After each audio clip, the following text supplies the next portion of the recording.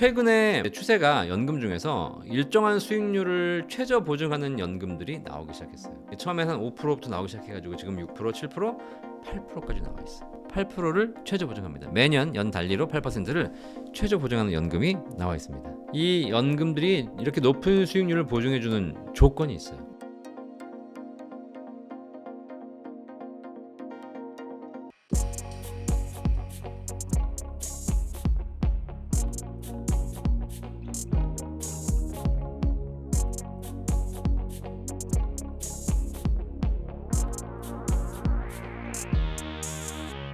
국민연금을 잘 받을 수 있게 설계를 해 놓았다면 다른 연금 없이 국민연금만으로도 생활이 가능할까요? 지금은 가능해요. 지금 받으시는 분들은 이미 받고 계신 분들 중에서 연금액이 부족하신 분들은 원래 가입 기간이 짧았으니까 어쩔 수 없는 거지만 네.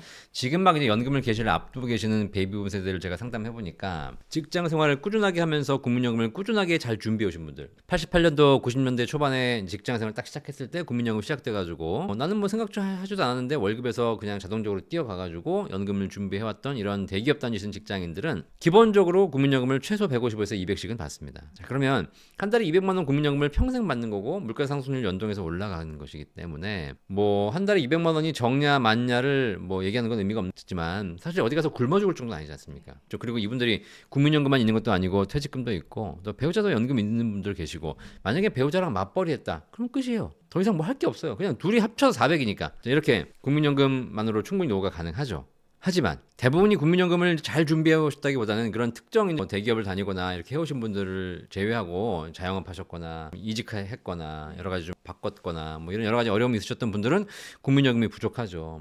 국민연금도 양극화가 되는 게 뭐냐면 이런 분들은 국민연금이 100만 원도 안 되는 분들이 대부분입니다. 자, 그러니까 결국은 국민연금이 부족한 상태가 되는 것이고 배우자는 아예 국민연금이 없는 경우가 많고 그다음에 40대 30대로 내려가면 내려갈수록 결국은 국민연금도 이제 기금이 고갈되면서 낸 돈 대비 받는 연금액, 가성비가 떨어지고 있죠. 그렇기 때문에 아마 그냥 현재 가치로 봐도 지금은 국민연금 막 개시를 앞두신 분들이 최대 200만 원 이상 받는 분들도 많이 나오겠지만 앞으로는 이게 150, 100만 원대로 떨어질 거다. 그러면 결국은 국민연금만으로는 노후 준비가 쉽지 않다. 근데 그것도 어쩔 수 없는 게 대한민국은 어쩔 수 없어요. 이게 국민연금이 공적 연금이지 않습니까? 네. 대한민국은 국가가 개인의 복지, 개인의 미래의 전부를 해결해 줄 수 있는 구조가 안 됩니다. 이게 선진국이라든가 선진국이라고 볼 수 있는 건 아니지만 제가 친구가 뉴질랜드에 있는데 뉴질랜드는 직장 생활 열심히 해서 세금만 열심히 내면 노후에 연금을 국가가 알아서 자동으로 해결해 주는 이런 제도가 있어요. 생활이 다 가능하도록. 네, 그렇죠. 네. 그래가지고 뭐 예를 들면 일을 안 하면 월급을 줘요. 또 안 하는 만큼 또 노후가 되면 자동적으로 또 연금을 주는 평생. 근데 왜 그러나 봤더니 뉴질랜드 같은 경우는 자연자원 풍부하지 않습니까? 네. 관광자원 풍부하죠. 근데 인구는 뉴질랜드가 몇 만이더라? 900만? 이런 거예요. 우리나라가 5천만인데 거기는 900만밖에 안 되는 겁니다. 호주 같은 나라, 우리나라보다 땅덩어리가 50배가 큰데 인구는 2,500만. 자, 이런 나라들은 국가가 자연자원, 관광자원으로 벌어들이는 소득으로 개인, 국민들의 노후를 거의 8, 90% 챙길 수 있는 나라. 환경이 되는 겁니다.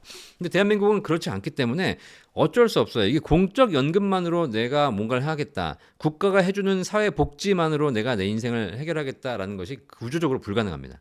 결국은 대한민국에 태어난 이상 어쩔 수 없어요. 각자 도생. 내가 먹고 살 건 내가 챙겨야 돼요. 이거 국가가 알아서 해주겠지 언젠가는 그걸로 뭐 기본적인 거 아주 기초적인 걸 해줄 수 있을지 모르겠지만 그거 말고는 안 된다. 그래서 반드시 국가는 이제 개인 노후 준비에 있어서 개인 연금에 대한 준비가 필요하고요. 그래서 우리나라도 개인 연금에 대한 세제 지원을 별도로 따로 해주고 있는 겁니다. 그러시다면 추천해 주실 만한 연금 상품 있을까요? 국민연금 잘 준비하시고요. 네. 그다음에 개인연금이지 않습니까? 개인연금은 두 가지 부류가 있어요. 개인연금은 납입할 때 세금 혜택을 받는 연말정산에 그 세액공제 받고 환급 받는 거 있죠. 연금저축 IRP라는 것이 있고요. 이거 합쳐서 연금계좌라고 합니다. 이게 있고요. 반대로 납입할 때 세제 혜택을 받지는 못하지만 연금 탈 때 세금 없이 받을 수 있는 비과세 연금보험이 있어요. 요 두 가지가 우리나라 개인연금의 큰 축입니다. 그래서 납입할 때 세제 혜택 받는 연금저축 IRP는 돌려받지만 연금 탈 때 다시 세금을 내야 되죠. 물론 저율과세 5.5% 저율과세 하기 때문에 과세를 이연해주고 그 다음에 세금을 낮춰주는 그런 혜택이 있으니까 이것도 활용해 보시는 거. 그 다음에 비과세 연금보험 같은 경우에는 납입할 때 세제 혜택이 없지만 연금 탈 때 세금 없이 받을 수 있기 때문에 세금도 없고 건강보험료도 부과되지 않습니다. 그러니까 그런 차원에서 굉장히 유리한 두 가지 조건이 있으니까 각각 활용해 보시면 되는데 좋잖아요. 좋기 때문에 무작정 무제한 할 수 없어요. 국가가 한도 제한을 뒀습니다. 그래서 연금저축 IRP 같은 연금 계좌는 납입액 한도는 연간 1,800만 원까지 그 납입을 할 수 있습니다. 하지만 세액공제는 연간 900만 원까지만 세액공제 해드려요. 추가로 더 낸 900만 원은 세액공제 받을 수 없는 거죠. 한도가 정해져 있는 겁니다. 세액공제 받을 수 있는 한도가. 비과세 연금보험 마찬가지입니다. 비과세 연금보험도 비과세 무작정 해드리는 것이 아니라 옛날에 2013년 이전까지는 무제한 비과세였거든요. 제가 알고 계신 분 중에서 90년대에 연금을 가입했는데 한 달에 연금을 1억 2천 받아요. 네? 연간 14억 받아요. 근데 세금 한 푼도 안 내요. 전부 비과세니까. 뭐 이런 부분 계셔요. 근데 지금은 그게 다 사라졌습니다. 지금은 한도가 정해져 있어서 마찬가지 비과세 연금도 연간 1,800만 원까지만 비과세가 돼요.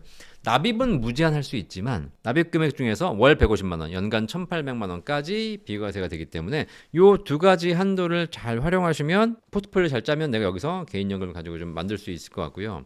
물론 조건들이 좀 있습니다. 연금저축 IRP는 나중에 55세 이후에 10년 이상 연금으로 받아야 된다는 조건 하에서 해드리는 거고 비과세 연금법도 마찬가지 가입한 이후에 10년 이내에 해지하게 되면 비과세 혜택 받을 수 없기 때문에 이런 조건들이 있으니까 이 두 가지를 잘 활용하시면 여러분들이 개인연금 준비하는 데 좀 좋을 것 같다. 또 국민연금보다 2배 정도 더 많이 받을 수 있는 연금이 나왔다고 들었는데요. 네. 이건 뭔가요? 자, 지금 제가 두 가지 연금 설명드린 거 이해되셨죠? 네. 세제 적격이라고 하고 있는 연금 계좌와 비과세 연금보험. 자, 지금까지 설명드린 건 뭐예요? 세금 혜택이지 않습니까? 네. 자, 세금 혜택 받는 건 좋아요. 근데 우리가 세금 혜택을 받을 때 항상 먼저 알고 계셔야 될 게 있습니다. 세금이란 수익에 대해서 과세하는 거를 면제해 주는 게 이제 세제 혜택이거든요. 자, 그래서 사람들이 세제 혜택 받는다, 뭐 저율과세다, 비과세다 이렇게 되게 좋아하시는데 거기서 우리가 알아야 될 게 있습니다. 내가 낸 원금이 1억이고 수익이 5천이에요. 통장엔 1억 5천이 쌓여 있어요. 자, 그러면 원금 1억의 비과세, 세제 혜택을 주는 걸까요? 아니면 수익 5천의 비과세를 주는 걸까요? 1억 5천 전체의 비과세를 주는 걸까요? 이 질문. 사람들이 의외로 잘 몰라요. 내가 통장에 원금 1억과 수익 5천이 있는데 원금 1억의 비과세일까 수익 5천의 비과세일까 1억 5천 전체의 비과세일까? 그럼 사람들이 뭐라고 대답하시냐면 대부분 다 전체의 비과세가 되는 거 아니냐라고 네, 얘기하십니다. 저도 그렇게 생각해요. 그렇죠. 틀렸어요. 뭐 주식하시면 다 아시겠지만 수익이 나야 거기서 이제 뭐 매매차익에 대해서 뭐 양도소득세라든가 배당소득세를 내시는 거잖아요. 결국은 대한민국의 모든 세금은 수익에 대해서 내는 것이고 수익이 없으면 세금을 내지 않습니다. 내가 집을 10억에 사가지고 15억에 팔았어요. 양도차익 5억이 생기니까 양도소득세 내셔야 되겠죠. 네. 내가 집을 10억에 사가지고 7억에 손실 보고 팔았어. 양도소득세 내요 안 내요? 안 내죠. 취득세는 내겠지만 양도소득세 안 냅니다. 수익이 안 생기기 때문에 안 나는 거거든요. 손실 보면 안 나요. 우리가 여기서 알아야 될 게 있습니다. 우리가 무슨 절세 혜택, 무슨 비과세 좋아하시는데 그 모든 세제 혜택의 전제 조건이 있어요. 수익이 나야 돼요. 수익이 안 나는 연금은 의미가 없어요. 자, 여러분들이 연금저축 IRP를 통해 가지고 거기다가 내가 세액공제 받으려고 가입을 해가지고 납입해서 세액공제 받았습니다. 뭐 13.2% 세액공제 받았어요. 근데 투자를 했는데 거기서 내가 투자를 했는데 1년 뒤에 보니까 손실이 13%가 났네. 그럼 뭐야? 세금 혜택 받은 거 손실로 다 그냥 끝내버리는 이런 문제가 발생할 수 있는 거죠. 그리고 나중에 저율과세 혜택 받으려면 결국은 수익이 많이 나야 되는 건데 연금저축이나 IRP 같은 경우에는 수익을 내시려면 운용을 하셔야 됩니다. 운용을 하게 되면 투자 상품을 좀 선택하셔야 되는 것이고 뭐 TDF나 펀드나 ETF 이런 거 하셔야 되잖아요. 그러다 보면 손실을 볼 가능성도 사실 발생하죠. 자, 그런데 비과세 연금 보험 중에서 비과세 연금 보험은 이제 생명보험을 사실 만드는 겁니다. 자, 이 비과세 연금 보험 중에서 투자하는 연금도 있고 그냥 안정적으로 금리 뭐 그냥 예적금처럼 이렇게 운용하는 연금도 있는데 최근에 추세가 연금 중에서 일정한 수익률을 최저 보증하는 연금들이 나오기 시작했어요. 처음에 한 5%부터 나오기 시작해가지고 지금 6%, 7%, 8%까지 나와 있어요. 8%를 최저 보증합니다. 매년 연 단리로 8%를 최저 보증하는 연금이 나와 있습니다. 뭔가 좀 신기하지 않으세요? 네. 주식해서 정말 5, 6% 연수익률 내기도 쉽지 않고 그러다가 손실을 보기도 쉽지 않을 수 있고 은행 금리도 지금 2, 3%밖에 안 되는데 어떻게 7%, 8%를 최저 보증하는 연금이 있을까? 이상하시죠? 네, 궁금하네요. 세상에 공짜는 있다 없다? 없죠. 없다. 이 연금들이 이렇게 높은 수익률을 보증해주는 조건이 있어요. 반드시 종신연금으로만 수령해야 됩니다. 연금으로만. 자, 그 얘기 무슨 얘기냐면 중간에 내가 돈 필요하다고 빼가거나 인출하거나 해지하면 안 된다는 거예요. 그러면 엄청나게 페널티가 부과가 됩니다. 제가 이 상품 만든 사람에게 물어봤어요. 야, 너네 어떻게 뭘로 해가지고 7% 8% 수익을 내니? 라고 물어봤더니 그 상품 만든 담당자가 딱 한마디 했어요. 중간에 해지한 사람한테 뺏어서 주는 겁니다. 네, 이해되시겠죠? 결국은 뭐냐면 내가 이 연금을 가입해서 평생 종신연금으로 제대로 쓰겠다면 높은 수익의 연금을 받을 수 있는 것이지만 내가 중간에 해지하게 되면 어떻게 보면 더 큰 페널티를 물게 되는 것이다. 사실 어떻게 보면 저는 이런 구조 웃으셨지만 우리 사회가 이런 구조예요. 내가 주식해서 돈 벌었어. 어디서 갖고 온 거야? 카프카님이 잃은 거예요. 여기서 잃은 돈을 갖고 온 거야. 그죠? 내가 많이 벌었다는 것은 사실 내가 잘한 것처럼 보이지만 누군가가 잃고 있다는 거지 않습니까? 그죠? 네. 마찬가지로 여러분들이 예금을 통해서 3% 이자 받는다. 그거 누가 낸 거예요? 대출 받아간 사람이 낸 거잖아. 대출 받아간 사람들이 대출 이자로 은행이 갚아주면 그걸로 주는 거지 않습니까? 결국은 내 통장의 수익은 누군가에게서 오는 것인 네, 요 구조를 만드는 것인데 일반적인 주식은 주식시장에서 거래하면서 수익과 손실이 발생하는 거지만 이 최저보장연금 같은 경우에는 결국은 가입자 중에서 해지하거나 포기하거나 조건을 어긴 사람에게는 페널티를 부과하고 이것이 누군가 조건을 지킨 사람에게는 더 유리한 구조로 가는 것. 이게 대한민국 사회고 경제예요, 사실. 그래서 근데 그런 구조를 보니까 부익부 빈익빈이 양극화가 더 심해지는 거죠. 왜냐하면 빈익빈, 가난한 사람들은 조건을 지키기가 쉽지 않고 돈 있는 사람들은 조건을 지키기가 훨씬 쉽고 그러니까 점점 이런 것들이 상품이 금융 모든 시스템을 통해서 부자들이 더 부익부가 되는 구조로 가는 거죠. 그래서 이런 상품들이 나와 있는데 저는 뭐 개인적으로 연금으로 받으실 목적이라면 굉장히 추천하고 있고요. 자, 그러면 이렇게 7% 8% 수익을 내는 걸 가지고 연금액을 계산해 보니까 얼마가 나오냐면 100만 원씩 10년을 내서 65세부터 받게 되면 뭐 연령대가 언제 가입하는지는 약간 다르겠지만 100만 원 이상씩 평생 받을 수 있습니다. 지금 국민연금 한 달에 100만 원 못 내고 한 달에 지금 55만 원까지 낼 수 있는데 국민연금이 한 달에 50만 원 정도 내면은요. 그리고 10년을 냅니다. 그러면 65세부터 연금 얼마 받냐면 42만 원 받습니다. 50만 원씩 10년 내고 42만 원씩 평생 받아요. 그죠? 개인연금은 지금 50만 원씩 10년 내고 50만 원 이상을 평생 받을 수 있는 구조가 나와요. 근데 국민연금은 점점 지금 개혁이 되면서 보험료가 올라가고 있죠. 국민연금 보험료가 지금 9%에서 13%까지 올라간다고 하거든요. 그러면 50만 원 내는 사람들이 보험료를 65만 원, 75만 원까지 내셔야 된다는 거야. 그러면 더 내니까 연금액이 올라가요? 연금액은 변동이 없어요. 연금액은 그대로예요. 국민연금이 지금 개혁되는데 가장 큰 문제가 뭐냐면 받는 금액은 변동이 없는데 내는 금액만 올라가는 겁니다. 자, 그렇게 되면 국민연금은 점점 가성비가 떨어지고 있고 개인연금은 점점 가성비가 좋아지고 있어요. 이거 그냥 명확한 팩트입니다. 그렇기 때문에 이제는 우리가 국민연금을 하지 말자가 아니라 국민연금을 할 건 해야 되는 거지만 그 추가적으로 내가 개인 스스로 놓을 준비할 때 이런 연금 상품들을 한번 찾아보시면 5%부터 시작해서 6%, 7%, 8%까지 보증하는 연금들이 나와 있으니까 찾아보시면 도움되실 건데 반드시 조건이 있기 때문에 그 조건을 잘 살펴보고 선택하셔야 됩니다. 지금 정말 좋은 상품을 이야기해 주셨는데 네. 혹시 그런 연금의 수익률을 극대화하기 위해서 꼭 알아야 될 투자 요령이 있을까요? 없어요. 다 연금은 가입자들이 착각하시는 게 있습니다. 연금 수익률을 어떻게 극대화해 보겠다. 그죠? 네. 지금 제가 말씀드린 최저보장연금은 내가 결정하는 것이 아니라 회사가 그 정도의 수익률을 주는 거기 때문에 그건 내가 고민할 게 아닌 거죠. 근데 연금 수익률을 극대화하기 위해서 우리가 뭘 투자하면 되겠다라고 얘기하시는데 중요한 건 내일 주가를 알 수 있어요? 모르죠. 모르죠. 트럼프가 될 줄 알았어요? 몰랐죠. 모르죠. 우크라이나 전쟁할 줄 알았어요? 몰랐잖아요. 전 세계적으로 지금은 증시라든가 뭐 대한민국 주식시장이라든가 이렇게 큰 변수에 의해서 많이 움직이는데 이런 변수를 우리가 예측할 수 없다라는 겁니다. 그러니까 내가 뭔가를 해가지고 수익을 극대화할 수 있다고 생각하는 것 자체가 제가 보기에는 신에게 도전하는 겁니다. 안 되는 거예요. 근데 그걸 자꾸 하고 있어 사람들이. 그러다 보니까 결국은 누구만 부자가 돼? 여러분이 부자가 되는 것이 아니라 그냥 금융회사들만 부자가 되는 겁니다. 저는 그래서 연금 수익률을 극대화하려고 노력하지 말아라. 물론 하기 위해서 여러분이 펀드 투자도 하고 ETF, TDF 이런 거 하셔야 되겠죠. 근데 중요한 건 그걸 할 때 알려드릴게요. 장기 투자, 바이 앤 홀드 전략을 써야 된다. 이게 왜 그러냐? 연금은 내년에 받을 거 아니잖아요. 그렇죠. 보통 뭐 10년, 20년, 길게 하신 분들은 20, 30년, 40년 후에 받을 거 아닙니까? 그럼 올해 해야 되는 거잖아요. 여러분 육상 종목 중에 마라톤이 있고 100m 달리기가 있는 거 아시죠? 네. 둘 다 육상이에요. 다 육상 종목이라고 합니다. 근데 100m 달리기 하는 사람이 마라톤 뛸 수 있습니까? 마라톤 뛰던 사람이 갑자기 100m 달리기 하면 금메달 땁니까? 아니죠. 어렵죠.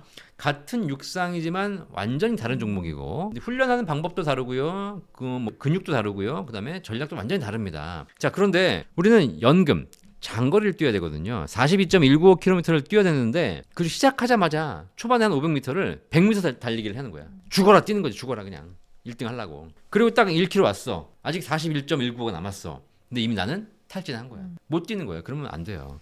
그러니까 연금을 준비하면서 장기 투자를 가져가면서 전략은 수익률을 극대화하기 위해서 단타를 치고 있어. 잘못된 겁니다.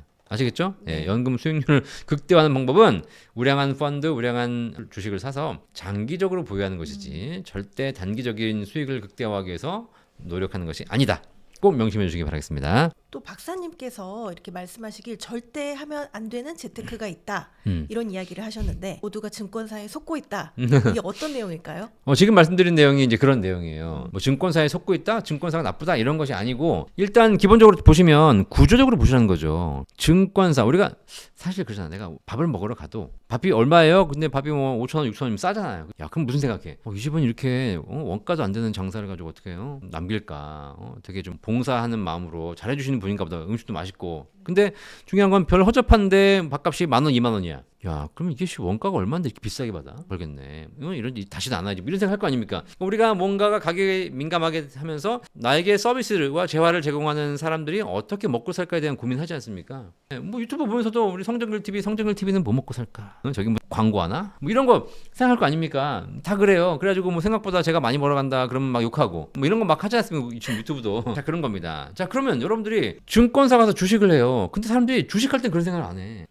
주식할 때 생각해야지. 내가 주식 계좌 어디서 개설해? 주식 계좌 증권사 가서 개설하잖아요. 네. 그럼 나한테 주식 계좌를 개설해주고 종목을 추천해주는 이 증권사는 뭘 먹고 살까? 고민해봐야죠. 근데 이걸 고민 안 하더라는 거야. 잘 한번 생각해보세요.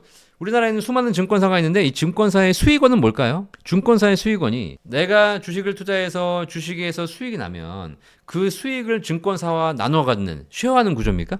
그렇진 않죠. 수수료만. 그렇죠. 내가 예를 들면 10,000원에 사가지고 20,000원 내가지고 10,000원을 벌었다고 해가지고 증권사에 5,000원 주고 나 5,000원 갖는 구조가 아니라는 겁니다. 10,000원 내가 다 가져요. 자, 그럼 증권사 뭐 먹고 살아? 증권사는 거래 수수료를 먹고 삽니다. 자, 그러면 거래하는 것, 사고 팔고 하는 것에 대한 중개 수수료를 먹고 사는 거죠. 자, 그러면 증권사 사장이야. 우리 카프카님이 증권사 사장이야. 연금 박사 이용주라는 고객이 왔어. 이 사람을 통해서 증권사의 수익을 창출해야 되지 않습니까? 자, 근데 제가 이렇게 얘기하는 거야. 제가 지금 증권사 계좌 개설해가지고 사장님이 저기 주식 투자를 하러 왔는데 제가 삼성전자라는 주식이 있더라고요. 네. 지금도 엄청 뭐 싸져가지고 떨어져가지고 가격이 싼데 이 삼성전자를 제가 지금 사서 10년간 보유하겠습니다. 사주십시오. 자, 이렇게 얘기하면 증권사 사장님 입장에서 어떻게 하시겠어요? 지금 사셔서 오르면 팔고 또 다시 사시고. 그렇죠. 내가 생각을 해봐야 될 거 아닙니까? 이 사람이 삼성전자 주식을 지금 산다는 거야. 그럼 살 때 매매 수수료 한 번 먹겠죠. 네. 증권사 입장에서. 근데 그리고 10년을 보유하겠대. 그러면 증권사 입장에서 도움이 돼야 안 돼요? 돈이 안 되는 고객이에요, 이 사람은. 그렇죠? 그러니까 그 사람한테 잘하셨습니다. 이 종목 좋은 거니까 10년을 보유하십시오. 이렇게 얘기하는 순간 증권사는 망해요. 그럼 어떻게 얘기해야 돼? 아니요. 삼성전자 지금 주가 봐요. 지금 끝났어 이제. 그걸 왜 들어가? 그거 말고 내일 올라가는 거 있어요. 내일 올라가는 건 제가 알려드릴게요. 그 뭐 이상한 변동성이 심한 걸 추천해 줍니다. 그걸 샀더니 내일 오르네? 그럼 어떻게 해 그러면? 그럼 계속 가지고 계세요? 아니지. 올랐으니까 파세요. 또 다른 게 있어요. 그렇죠? 그래가지고 매일같이 트레이딩을 하게 만드는 겁니다. 그러면 거기서 수수료를 받아내는 것이 증권사의 수익원이라는 겁니다. 증권사가 나쁘고 좋고가 아니라 증권사 이렇게 먹고 사는 게 생리라는 걸 우리가 알고는 해야 되는 거 아닙니까? 그런데 우리가 그걸 모르는 상태에서 증권사 직원한테 가가지고 뭐라고 물어본지 아십니까? 뭐가 좋아요? 뭘 사야 됩니까? 라고 물어봅니다. 자, 그러면 바이 앤 홀드 사서 10년을 보유할 수 있는 종목이 있고 샀다 팔았다를 계속할 수 있는 종목이 있는데 증권사 직원이 뭘 추천하겠습니까? 그럼요, 후자를 살 수밖에 없어요. 전자를 추천하면 걔는 승진을 못해요. 이걸 이해해야죠. 그래서 원래 여러분들이 주식을 투자해서 성공하려면 증권사 직원에게 혹은 아는 분들에게 추천받으려면 종목을 추천받으려면 이렇게 얘기하셔야 돼요. 내가 뭘 사야 됩니까? 라고 물어봤더니 추천해 주지 않습니까? 그럼 바로 얘기하셔야 돼. 좋습니다. 당신이 추천한 걸 제가 지금 사겠습니다. 대신에 계약 하나 합시다. 당신이 사라는 종목 사서 수익이 나면 절반 줄게. 오케이? 괜찮은데? 감사합니다. 네. 그죠? 대신 손실 나도 네가 반 내놔. 오케이? 이거 계약하겠어요? 안 하죠. 이렇게 여러분이 물어보셔야 돼. 수익 나도 반, 손실 나도 반. 그죠? 그래야지 그 직원이 열심히 노력할 거 아닙니까? 왜냐면 손실 나면 내가 토해내야 되기 때문에 안 되는 것이고 수익 나면 내가 수익이 생기기 때문에 증권사 직원 진짜 열심히 할 거라는 거예요. 이렇게 계약하는 사람 있으세요? 없잖아. 그러니까 전부 수수료 받는 비즈니스 하는 거야. 그렇죠? 그러니까 여러분들이 거기다 대놓고 가가지고 뭐가 좋아요? 라고 물어보시는 거는 고양이한테 생선을 맡기는 겁니다. 그렇게 물어보시면 안 돼요. 아시겠죠? 정보만 취득하시고 그대로 하면 안 되고 여러분 스스로 판단할 수 있는 능력을 기르셔야 되는데 꼭 명심하셔야 될 게 뭐냐면 어쨌든 여러분이 물어보시는 그 증권사 직원, 그 증권사가 뭐 먹고 사는 것인가는 구조적으로 알고 물어봐야지. 물론 증권사가 직원들이 모두 다 그냥 그런 종목을 추천한다는 것은 아닙니다. 하지만 구조적으로 그럴 수밖에 없기 때문에 그런 차원에서 여러분들이 그걸 들으면서 판단을 하셔야지 그게 모든 것을 다 해줄 것처럼 생각하시는 것은 굉장히 잘못된 오산이다. 아시겠죠? 저는 증권사 직원들이라든가 금융사 회사들이 수수료 받는 것 자체가 문제가 있다고 생각하지 않아요. 저도 수수료를 먹고 사는 사람이에요. 하지만 그 수수료를 받는 만큼의 서비스가 얼마나 제공되느냐 이것을 보는 것이 더 중요하다라고 보시면 될 것 같습니다.